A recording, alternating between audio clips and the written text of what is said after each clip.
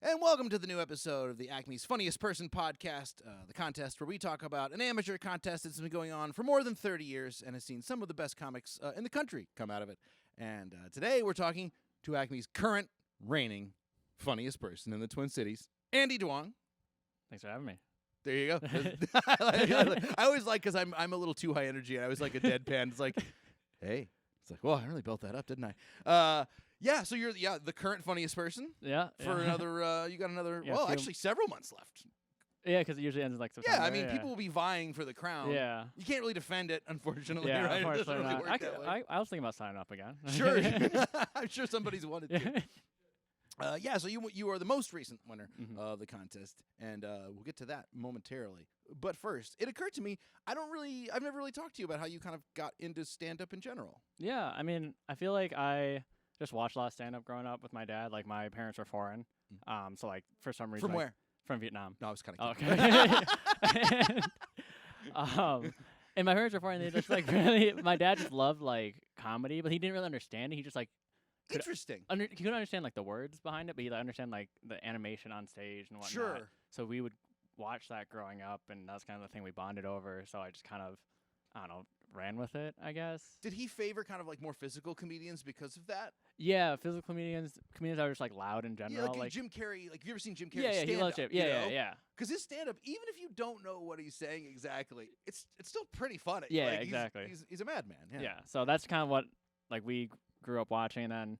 I don't know. I feel like my dad's always kind of been funny, so hopefully he never sees that. I never told him that, but like, I will not give him the satisfaction. But I like this. It's the Asian son not giving his father approval. Yeah, this is exactly. great. Yeah, the reverse. The reverse. Make him play the violin or something. Yeah. You know? But yeah, I guess I kind of just like always enjoyed it. I feel like in school, like when I was younger, like elementary school, that's like the way I got attention. You know, Sure. I wasn't athletic or anything, so like that was kind of the thing that I found, and yeah, I kind of just ran with it. Started in college. I think I've talked to this with you before, but like yeah, I did my first stand-up set in college, but I wouldn't say I like did comedy until like after college. Yeah, you were like experimenting with comedy. Yeah, I like did an open mic. I did a few of those, and then didn't do like the every night type of thing until I got back to Minneapolis. I did the same thing. I actually did a few sets when I was in college years and years ago, way before I started stand-up. And I'm always impressed with comics who do get in, like Andy Erickson did this and Trevor Anderson, and a lot of people are like in college and working really hard at it. And I remember thinking it was really overwhelming even trying to do comedy a little bit while, trying to like not fail out of college. Yeah, exactly. I wasn't a great student, so like anything that like would distract me even a little bit, I was like, I probably have to stop that thing. And it got to the point a lot where comedy was like, I want to make this perfect, but also like as of right now, I'm a student first. So I could have probably eased up a little bit, but I think it worked out. Yeah, I was on scholarship, and I was like, my motivation every year of school would go down and down. Right. And I was like, oh man, I could see it of like the nexus point where like, we're gonna go below the waterline here at some point. I think I was getting to that point, like especially towards senior year, I was like kind of really focused on comedy, more so than other years. But then that was also like COVID year, so like. Oh yeah. So I graduated right at the end of COVID, which would have been like the second semester of my senior year, which I was like, whatever. Like my grades are pretty much solidified at this point. Fuck it. Let me just like start doing comedy, start having fun. But then COVID. Yeah, like what asshole is gonna fail you out of college? Right. Your final semester of the COVID off year. Exactly. So you basically your last semester was just kind of like, Oh whatever. yeah, it was pass fail too. So we were just like. I mean, we're all just like at our apartment, just like playing video games all day, like lecture on the side, camera off, like no. This is why, cared. by the way, I have a very clear policy of when I get sick, I'm going to ask every doctor I work with their age. Yeah. And I don't care if they're really young or really old, but I don't want anyone who graduated medical school from 2000 to 2022. Exactly. Because I'm pretty sure they were mostly playing Minecraft and whatnot. Yeah, online lectures. I don't believe it. I'll take like a Doogie Howser or an old lady or whatever, but there's going to be a phase where you're like, nah. Yeah, I've been trying to watch my health because of that, honestly. I was like, I know my roommate's going to be a doctor. Like, I need to start working on my health. He's like, I love him, but yeah. What did you go to college for, by the way? I went to college for business, like marketing and risk management, and then also film. 3 things that have no correlation whatsoever. I was in business, risk management. Also, comedy is the least risk management, right? Yeah. You're like, okay, well, how about we just do the risk? Yeah, took the risk all the way. Risk management, that does not sound fun. Yeah, no, it wasn't. I don't know why I did it. It was sounds like I minored in worrying. Yeah, yeah, it's pretty much what it is. Like, everyone who's risk manager, like either avoid risk or just always worry about it. So yeah, I'm kind of a You know, that's kind of my kind of Yeah, c'est la vie. So then, so COVID. So you probably also then, as you're getting into like wanting to do comedy more, COVID hits. Clubs are closed. Yeah. Mics are closed. Yeah. I mean, there was a window there where like from what, like November to, gosh, I don't remember exactly now, but it was like November to February where everything was closed by mandate. Yeah. So you kind of, right as you were getting your momentum, you kind of had to not go. Did you write a lot of jokes and stuff in that time? Were you like still thinking about comedy? I was thinking about. I feel like I always have thought about it, but I wasn't like writing for stand up. Like I was thinking like in comedic ways, but just never for stand up. Yeah, I moved back to Minneapolis like I want to say like August of 2020, and then I did my first mic September of 2021. So because that year I just didn't like. I think Acme. When did Acme open back up for the open mic? June 2020. Yeah, and then from June to November, and then I did the last show before lockdown because me and Robert Burrill were recording our album 2020 in 2020, and we were supposed to have timed it. We remember knowing we were pretty sure the governor was going to close everything. Like that seemed to be on the writing was on the wall. And so when we were booking that week to record, we wanted to be as late in the year as possible because we wanted to be able to talk about the election on the CD. But we also had to like time it so there was going to be comedy to record. And we picked the date that we picked, and they wound up closing everything that Friday night. Oh, wow. So we actually got Wednesday, Thursday, and then Friday we did the late show, and then that was it. And then there was no more comedy from that night till, that was where it went off till, February or something. Really long stretch. So yeah, there was it's hard to remember. There was almost those two phases of closure. Where there was the initial closure, and then the reopen, and then the closure, and then and then that weird year of like every place with the limited seating and all that business. It was very weird. Like it was weird for me because I've been doing comedy professionally. I mean, that was my job for so long, and so then to not do it was really strange. But also, I think it must have been strange to have been somebody who was like just getting into it because like there's so much momentum early on, and enthusiasm, and like to have that stunted, it's got to be really frustrating. Yeah, it was really hard for me to like get back in it almost. Like I had to like force myself to go to mics. Yeah, just because like at the end of my senior year, I was like having a lot of fun, and then I just took that pause, and I was like, should I even get back into it? And I eventually did, and I'm glad I did. But it took a while. Like I think because I started September 2021, but there's like a few months before that I could have went earlier. But yeah. No, it makes sense because for me it was like, well, I had to go back. I mean, I wanted to, but also I've been doing this for at that point like 13 years. It was like, I would like to go back and see my friends and make money now, But yeah, starting out is different, and so it's been interesting. I think we're finally past the wave. Your kind of group. In terms of like comic generation or whatever, it's probably the last one. Like now, people will have started far enough after COVID that they'll just have a regular start. Yeah, hopefully. But there's a couple of years there where it was weird, and you could see some people who would have gotten better faster, but they just like didn't get enough stage time for a year because there was no stage time. Yeah, I'm almost a little bit glad that I was like it wasn't like that great before COVID happened. I feel like that would have really fucked me up. If I was like already had like actually like real footing and then it stopped, I'm like, God damn it. Yeah, like if you just won the contest the year. Yeah, exactly. Like Aiden won. Basically Aiden, and then by the way, he's doing great though. I completely agree. And by the time you restarted, it was probably full capacity, right? Yeah, yep. So and that's why I started, because I was like living with my parents, and they're like older, and I was like didn't want to. I was still kind of worried about COVID. Yeah. But so I only did it once everything was like kind of opened up. Yeah, that makes sense. But like I will say, man, it was nice to be able to do when it was limited capacity because it was better than nothing. Yeah. But as soon as all the chairs got back in all the clubs, it was like, and the mics got back to normal and all that stuff. Because for a while it was like the audiences even coming out were not the normal comedy audience. It was just people who were willing to go out during COVID, but also just didn't have something else to do. So it was very interesting because like Acme has a very consistent audience. Like if you've seen, like you come every month, you'll see audience members you recognize, and I've seen people over the years who come for 15 years have been coming here. But there were times during like that weird interim period where I would go and do a show and there'd be like 100 people here. I'm like, I've never seen any of these people before. And a lot of them would come to the mics, and then like I never saw any of them again. Like they were like this weird little COVID group, and then they disappeared. Yeah. But so then it starts up, and then so you start in September 2021 basically. Yep. For realsies. Yeah. But then you were telling me that you thought you missed the date of the contest. Yeah. When it rolled around in starts around May. Yeah. Were you not like was it not on your radar really, or? Yeah, I guess like so I was like I have friends in the comedy scene now, but I was like I'm pretty like introverted in nature, and like I'm just like afraid to talk to people, especially like comics, because like I don't know about you, like for my friends and like my friend groups like throughout school and whatnot, like I was like the funny guy. So like Sure. when I started meeting comics, like everyone was the funny guy. So I was like I don't know even what to say in group situations. Yeah. So it was really hard for me to make friends, and like I just didn't know the contest coming. Like no one talked to me about it, and I thought I had missed it. But then I saw like the Instagram video of I don't think it was like Chad Daniels maybe that was doing this. It was one of the Yeah. videos. And I It was made me like, very happy to find out, by the way, that you watching the contest got you to sign up for the or watching this podcast got you to sign up for the contest, Exactly. and then you won, which really validates me getting paid to do this yeah, podcast. exactly. I'm glad that worked out. I mean, I'm not just saying this because the boss is right behind the office door there or anything.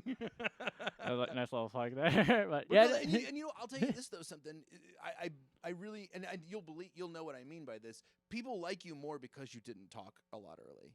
Yeah. Oh yeah, no, you know, like the longer you stick into it, when new people come around, I don't need to hear a lot from them for the first couple of months, like because nobody knows if anyone's going to stick around for any length of time. Yeah. You know, and the people who come in and want to make friends like real bad, real early, a lot of times it's kind of like they're almost like crashing a party, and it's just like, whoa, just ease up a little bit. We'll get to know you. Yeah. You know, do a few sets, keep to yourself. You know, and then people start just kind of wandering over and talking to you, and you start seeing the same people. Yeah. But it's almost like the first 3 months, you're better just to not irritate anybody. Yeah. And that's kind of what I did. I mean, I would just do my set and take my notes and say hi to people and tip the waitress and get the hell out. Yeah. Yeah. I think that's funny you said that because like I haven't been in the scene like that long, but like the people that I like the most that like are new are the people that like waited a few months. Like I saw their faces, and then they introduced after a while. Those are the people that I get along with the most, actually. And maybe it's because that was the way I was, but like, yeah, they don't seem like to want It's to. a good indicator. Yeah. Usually, I mean, some people are just real friendly and whatever, but it's just like any new thing. Lay back a little bit, get the lay of the land, then start, giving your input. Right. So the contest comes around. You weren't necessarily like, because some people like I know for me, because I started coming here when I moved here it was September, so that I couldn't sign up for the contest. They were doing the semis by the time I moved. Yep. But I knew like from then like that was my lodestar or whatever. That was my North Star. It was like we're going to the contest in May. You're starting up. But so you weren't really. I mean, you're just doing comedy. But did you have any other contests or anything else that you were like any kind of like goalposts or anything, or were you just like just doing sets? Not really. Yeah, I was just doing sets, and I was like, hoping to like get on showcases and whatnot. I mean, that's good. That's probably the healthy thing Yeah. to do, by the way. And then the HOC competition came around, and I did that. And then kind of as that was ending, I heard about the Acme contest, and I was like, I'm already like in contest mode. I might as well just join. And then, like I said, I thought I'd missed it. Then I saw a post saying that signups were still open, and I signed up, and that's the system. For anybody else listening, by the way, signups go on for a lot longer than people realize. Yeah. You can sign up, I think, usually, gosh, I want to say usually pretty much close to August. Yeah, I'm pretty sure, like if there's a slot, they'll let you do it up until the semis for the most part. Yeah. Because I signed up, and I thought I was late, but they're still doing the semis, like, or the preliminaries, like, 2 months after I signed up or something. Yeah. So, like, it was a while. So, I like, in hindsight, I was not late at all. Yeah. But I thought I was. Well, it feels like something you have to, like, I probably got to be on this, like, 3 months ahead of time Yeah. or something. Yeah, because the HOC contest, like, they cut off signups. They have limited slots. Yeah. Because, I mean, I guess there's a theoretical world where not too many people signed, but enough people signed up, but, like, it would literally have to be, like, 400, I don't know, 350 or 400 people because of the way they do the contest here. So, it's usually, there's spots up until, and I think there's a little bit of advantage to going a little later because all the people who are obsessed with the contest all wait for the sign-up sheet, and they all sign up on right day away. one. Yeah. And so the first 2 weeks of the contest, it's like all the people you recognize from the mics. Yeah. And then it pretty quickly peters out into brand new people or people trying out for the first Yeah. time. So in a way, I think you kind of have a little advantage. I mean, just in the first round. Yeah, that's why I know. It's like I know that some of the people that were on like the first few nights. I thought those people were for sure like gonna go like first to the semis and then the finals, but some of them got bounced right away. And I was like, oh, like they should have. I thought for sure they were gonna get past. And then on my night, it was like 4 people I didn't know. Like, and I think there's a good chance they were just like doing comedy for the first time. Oh yeah, a lot of people do. Yeah. I mean, and it's kind of a cool way to do it for the first time. Like it makes sense. There are people who do the contest and only do the contest where they've signed up 4 or 5 years because they never, if you never get paid, you can sign up again. Yeah. And if you never do any sets between the contests, Yeah. well, you're not paid. Yeah. Right? So, Yeah. So you can go for, I know Brandy Brown, who of course wound up working Mm-hmm. here. I think she did the contest for like 4 or 5 years in a row before she started coming to open mic. But yeah, so it's kind of got that advantage. Although once you're in the semis, Yeah. you're all in it together now. Yeah. So you won your night, I assume. Yep. Did you do the same set for all 3? No. So this is actually okay. So the set that I did in my preliminary night, I thought I was gonna run that set all the way through. Sure. But then like the night or the week of my semis, I needed to practice like my set, so I like had to like message the people at HOC. Like I was kind of like begging, like, hey, like, can I do a set this night because I need to practice for this weekend? Sure. They let me on the list, but I didn't realize you get like also write a star for semis to get on Acme. But like right, like if you're in the contest yeah. that week, you can be like, hey, you can make a little note that says like, hey, I'm in the contest. Yeah, week, and maybe I thought try to get me exactly, a spot. and I thought that was only for preliminaries.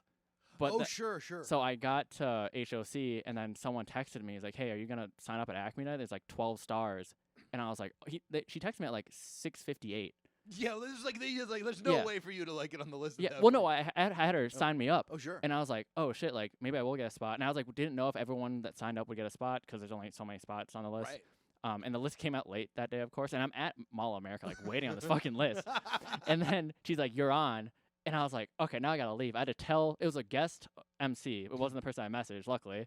It was someone that actually like worked at Acme. So I was like, okay. She's like, I'm on the list at Acme. She's like, oh, go. Like, just go. I was like, okay. I fucking zip over here, and I get here maybe like 6 minutes before my spot because I was like the last person because I was signed up at 6:58. So that all worked out. And I was like, oh, I'm not gonna do my contest set now. Like, I might as well just like throw something together. At that time, I didn't have that much good material, so I was like, let me just try this stuff. And I fucking got killed that night with the new set. Interesting. And I was like, oh shit, should I just do this set instead? And I was like really debating it like the whole time. Like, was that just like a hot crowd on a Tuesday? Exactly. Kind And of? I had no idea, but I was like, that was like one of the best sets I've ever had. Like, just like, and like legit like threw it together like 6 minutes before. That's stuff you've been working on for the last couple months, probably. Exactly, yeah. Right. But I was like, I had to contemplate back and forth, and I was like, my first set that I did for the preliminaries, like I don't think I could win on that set, but I could maybe get to the finals is the way I was thinking about it. Interesting. But the set that I did for the finals and the semis was like, I don't know, like kind of go big or go home. Sure. And I was like, let's just fucking do it. Yeah, which turned out to be, I think, really important because Lahiru, who we'll talk about a little bit, Lahiru Samir Singha, who was with you, had a crush killer. set. He had such a good set. I've told both of you guys, and I've told other people, like, in any average year, his set would have won. Yeah. Or your set would have won. You know what I mean? Like, it was interesting that two of the better sets of the last several finals years happened to be against each other. So like you needed I think yours was a little darker. Yep. And his was a little, and I think it helped differentiate you a little bit. Whereas I think it would have been tough to out friendly Lahiru. I don't mean like he's like soft edge. He's hilarious, but like I think that was the one thing, and that. It was so close, dude. I remember looking, because I was looking at all the other judges' score sheets, and everybody was like 1 point off, 2 points. It was so close.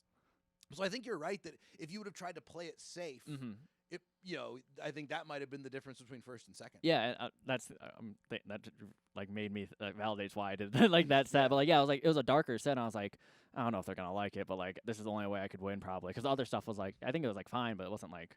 I probably would have, Lahiru would have beat me for sure. Sure. And I still think like, maybe you could flip a coin and like something changed. Maybe like I'm pretty sure I went after him that night too. So like, and that's one of those things where you guys were so close that you go, man, if you redid that 5 times, like who knows how? If you change the order. If he has a slightly better set one, or you have a slightly better set. It's very close. Yeah. And it was also not fluky for either of you. Like I'd seen both of you guys crushing with that material, so I was like, oh, this is gonna be tight, and it was. It was one of the tightest years.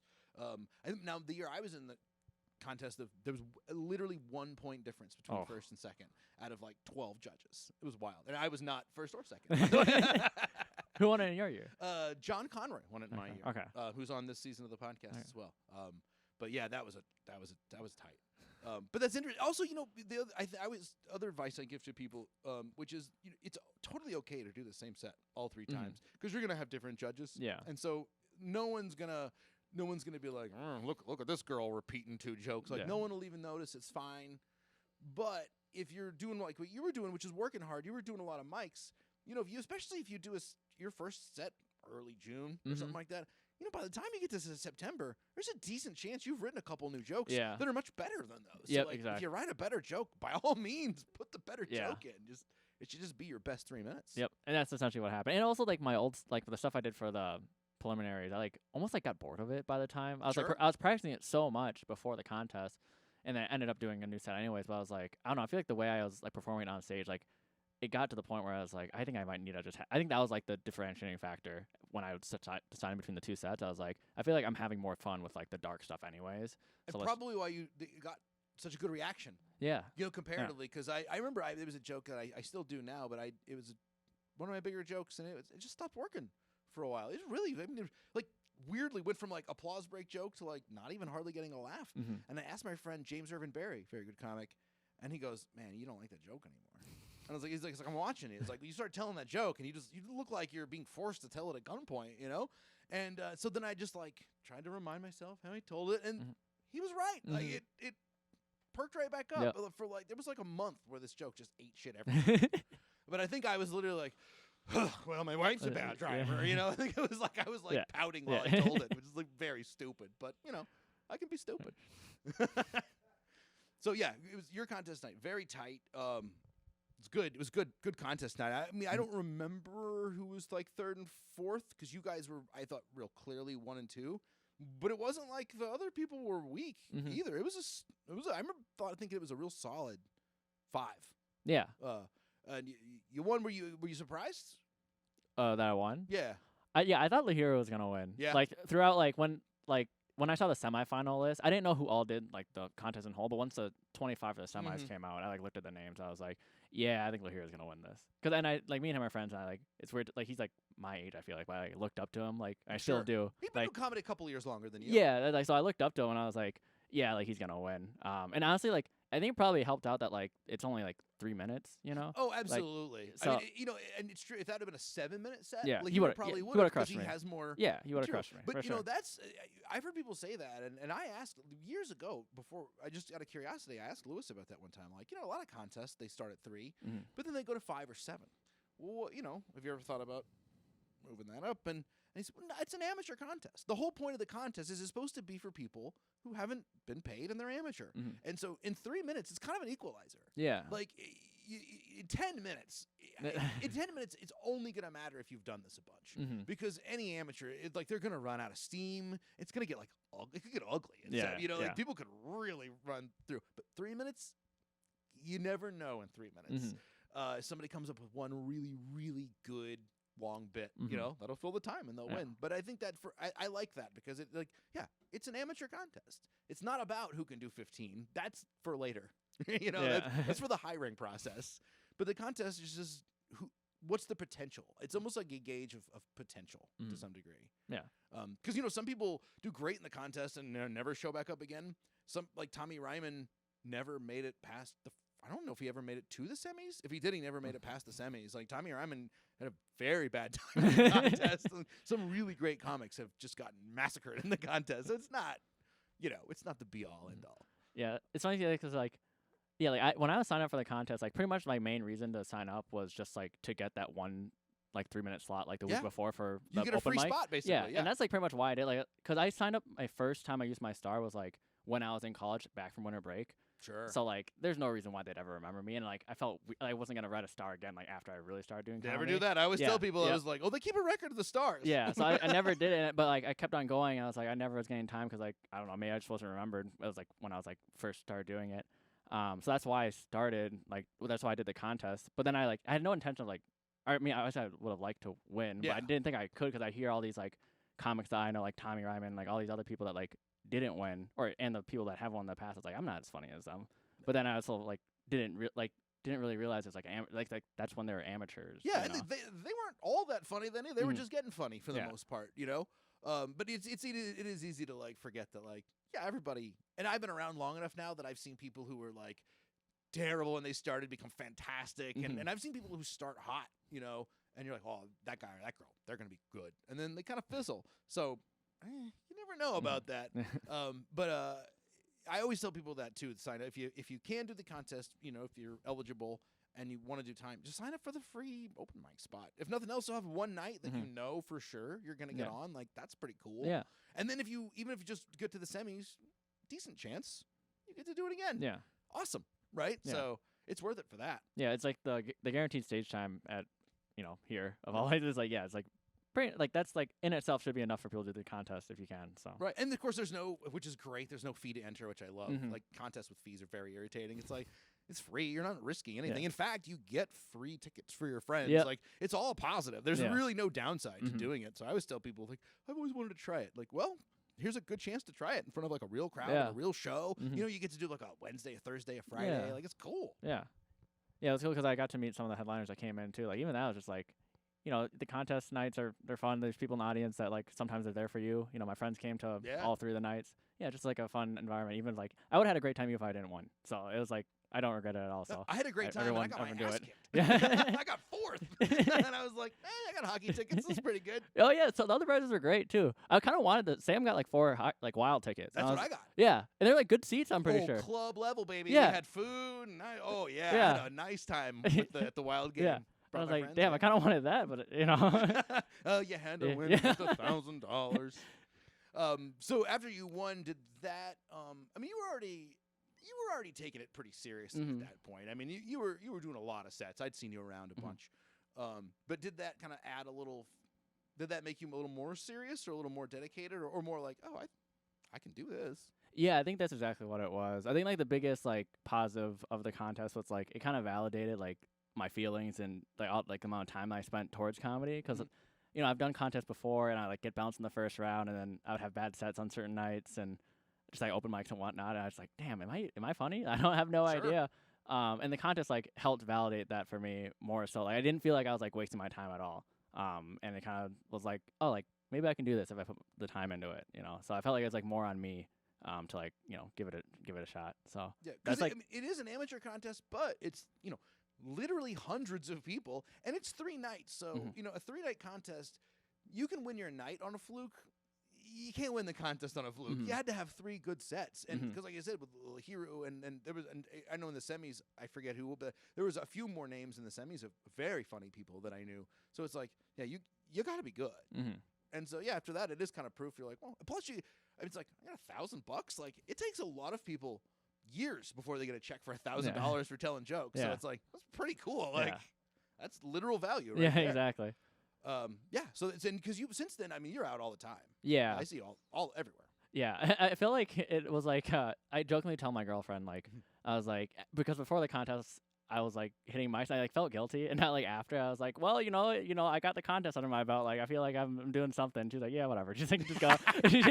So I felt like I was like trying to convince my girlfriend. I was like, I don't know, like if I win this contest, I'll like get more stage time and like I will like I'll She's get like, great. yeah. But it actually ended up being that way. Like I feel like I'm getting like better stage time now. Sure. And I actually get to spend more time with her because of that. Because I wasn't hitting like like before the contest. You're just saying this to butter her up. You're No, just saying this for her. if she listens to this, we can edit this clip just for her. I'll have the editor send it to her. Like, baby, I just wanted to see you more. That's what's important. Yeah, that's why I was practicing so hard all those But nights. you are right that when you know.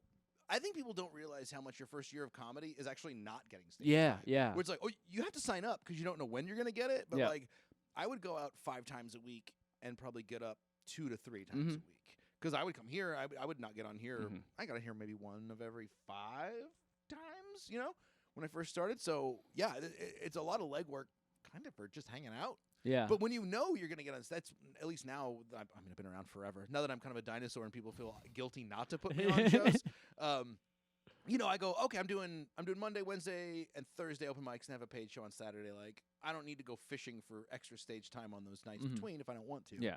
Because I got this stuff locked down. Yeah. So that's good. That's a good thing to tell your girlfriend. Yeah. Even it's also true. Yeah, it is true. It's it a is good true. thing to tell your girlfriend. It was especially when I was still living at like far away, like by my parents' house. I was like spending like an hour driving to like not get time or to get like 3 minutes. Like I spend like 4 hours at that one like crappy mic and like I'm like, oh god damn it, like what is this? Like what am I doing here? But that is, that's the grind. It's an important barrier to entry, like to go through it. Like, you only have to go through that shit once, or maybe twice if you move to New York or LA. You kind of have to reset and do the whole thing again. but it's like that does weed out people who. Because it's like it's not like it's gonna get easier exactly. In certain ways, it gets a lot more fun. Yeah. But it's like there's gonna be more challenges. So if the first one that like I can't hang out at this bar for 2 hours and drink a couple beers and not get on, like if that's like I'm out, like you should go. Yeah, you're not. Yeah, This is gonna be a lot more investment than you think it's gonna be. But yeah, so you're out a lot. What's on the horizon? Anything at the moment? I'm not sure. Yeah, just like I mean, you're doing what you're supposed to be doing. Yeah, just like doing shows, like actually like starting to get paid for some of the shows, which is nice. Yeah. Extra income is always a benefit. Yeah, just like the crowds I've been kind of doing shows for, they're like, they're really fun, and that's something that I was not getting like prior to the contest. So, it kind of helped like get my name in the scene more. I met someone recently. We did a show together that I like looked up to that we never like done a show together. I don't think I've even like talked to her. And like wanted to go to introduce myself, and she's like, "Oh, I know who you are." I was like, "Oh, wow, that is." Yeah. I was like, "Whoa," But no, people do. I mean, everybody. This contest, if you win it, people know. Mm-hmm. No, that's great. Yeah, it's yeah.